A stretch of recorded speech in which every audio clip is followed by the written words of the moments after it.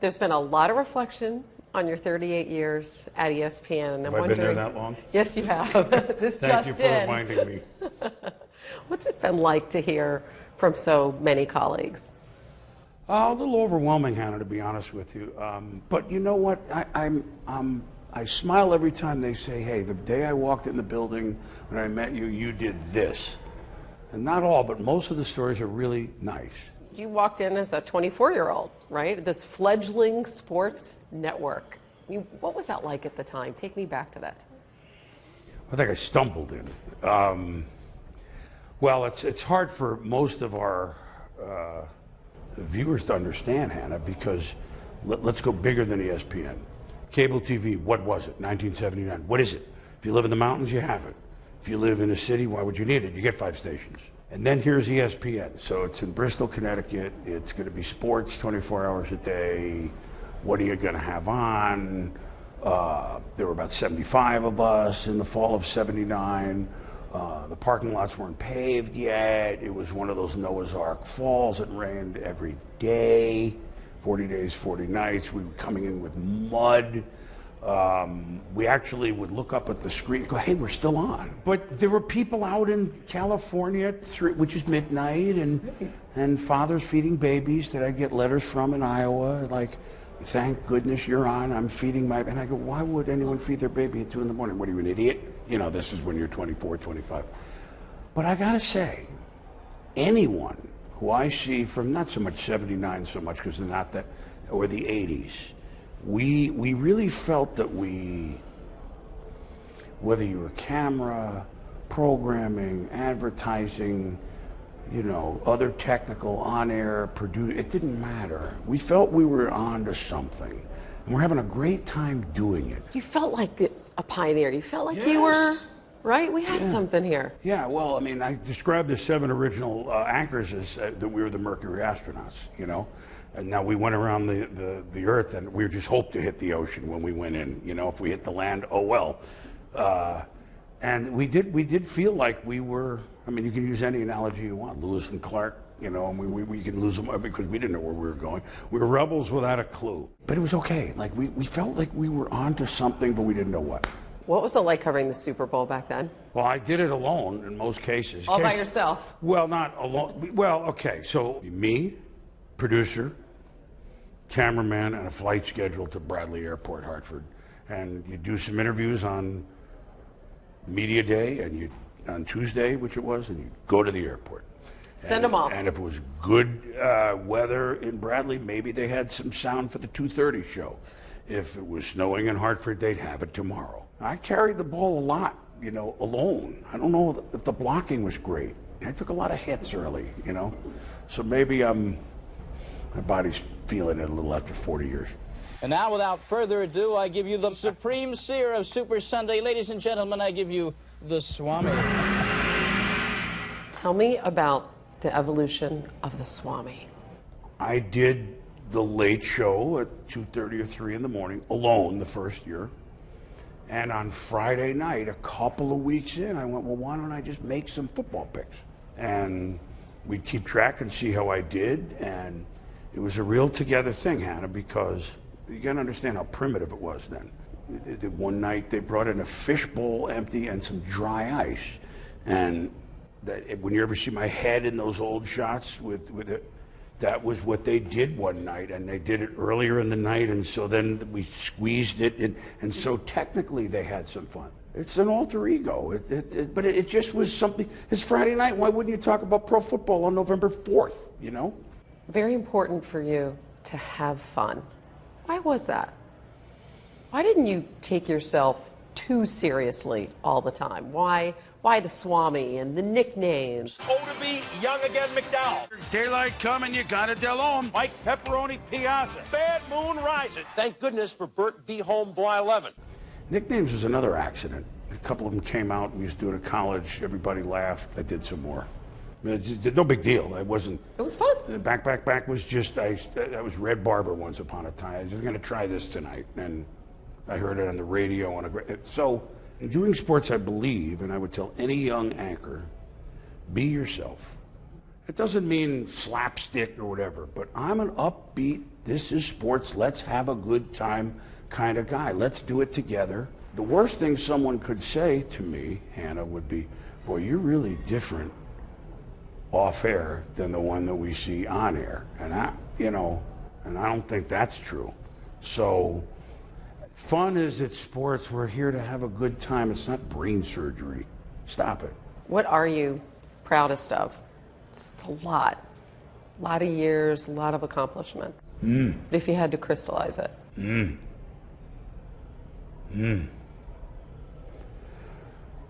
It's a good question. I hope I'm the same guy in my 60s on the air, more weight, less hair, blah, blah, blah. A little more wisdom, a little less speed. Same guy in the 60s in energy and in my relationship with the viewers as I was in my 20s.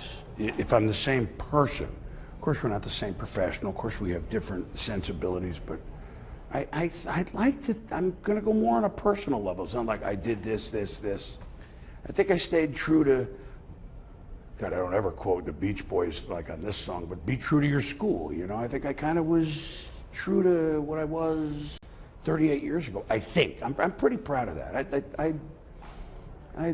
I wouldn't mind that on my professional tombstone. Like, that would be a good opening sentence. I don't know what's going to be on that tombstone one day. I mean, wow, think about that. Well, we're not done yet. A lot yet. of quotes. Well, tombstone's not a lot of room. Somewhere on there will be NFL primetime, though. That was pretty good. You've said that before. Why? Oh, well, because it was new, because it was not because Tom Jackson and I and others did it. It was appointment viewing for the football community. And by the football community, I mean, yeah, the people in the game, actually. As I've gone on in life, I've found the greatest of the greats in pro football telling me they always watch that show. But at the football community, I mean by the football fans, who's like, come on, gather around. We have the pulpit, if you will, for an hour, not to tell you what, here's what I think. But here's a 4-minute highlight, 4-minute, 5-minute. Here's what happened. And it was just, it wasn't overly produced. It was it interesting? Put it in the highlights. It was a great invention. Steve Bornstein, Pete Rozelle, pretty smart guy. We're going to do this show for an hour. We're going to show people all the games in this way. You can feel the city. Let's go, crank it up. Prime time. Prime time. Oh, man. And by your side for those shows was Tom Jackson. Oh. Reflect on that singular relationship. Tom and me, 29 years on TV. What just bubbles to the surface of your mind? Well, we complete each other's sentences. We're buds. Did it click immediately? Yeah. We didn't rehearse our routines. People think, well, you had, So we've started when Steve Jordan, to be one player, a very good tight end for the Vikings, Brown. We didn't have any others. But Louisville had a few, so we started with, those are the only schools that will be mentioned, Steve Jordan, catch a pass from, and I'd be quiet, Brown University would be Tom. And then, somebody from whoever, Louisville from, Louisville. 24 yards to Ernest Givens from Louisville. Here's to sum up Tom Jackson. He's the Temptations. He's got sunshine on a cloudy day. That's what he is. So many great moments with John Saunders. What's something that, when you think of John and you think of the good times, that comes to mind? His laugh. He had that hearty laugh. He's Canadian, so he was understated, never sought to be the star, never really asked for a lot. Although he was a star, as you know, but that's not the point. I think of him I still have I leave in the back seat of my car, so it was August when he passed. And every year we'd give each other a Christmas present, a tie or something. We'd give me a Canadian sweater or something, Montreal, or just a maple leaf on it. So after he passed, I put that in the back seat of my car, so I see it every day. It's still sitting there.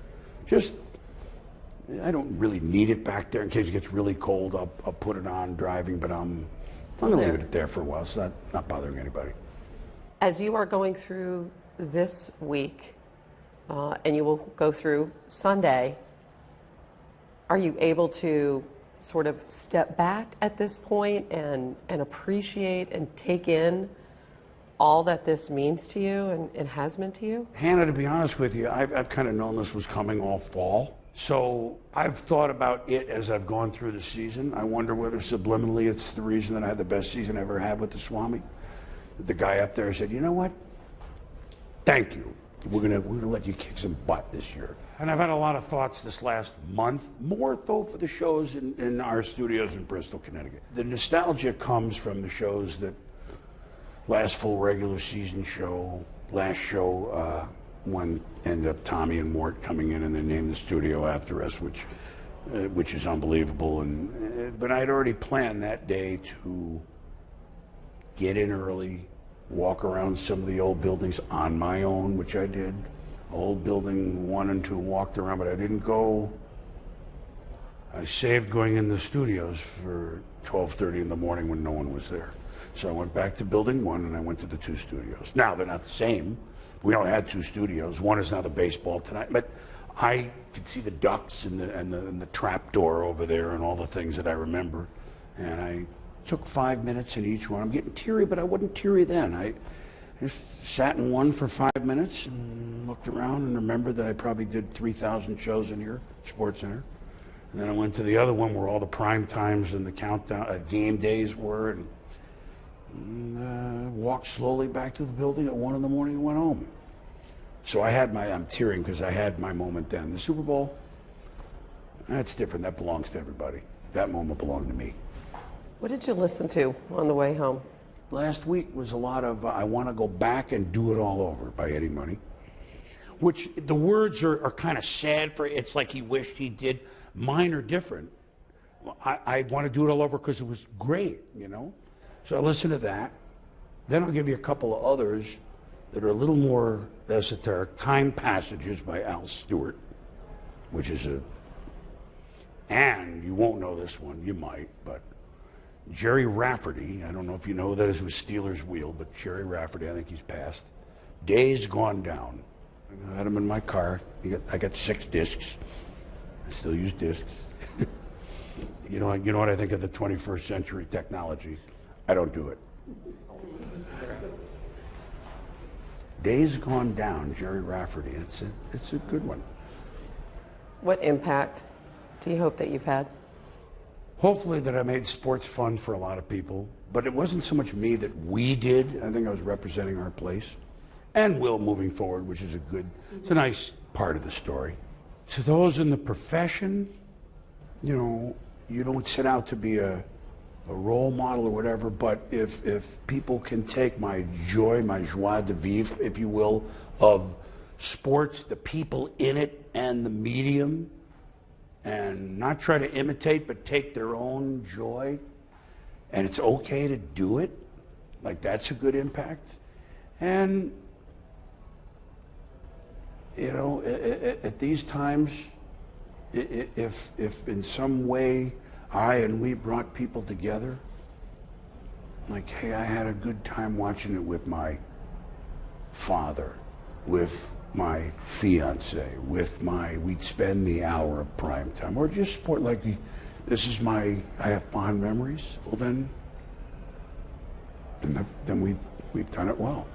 We didn't set out to be a mold changer. We just set out to do it right. So even if we didn't know what right was back in 1979 or 1982 or even 1995, maybe we figured it out along the way.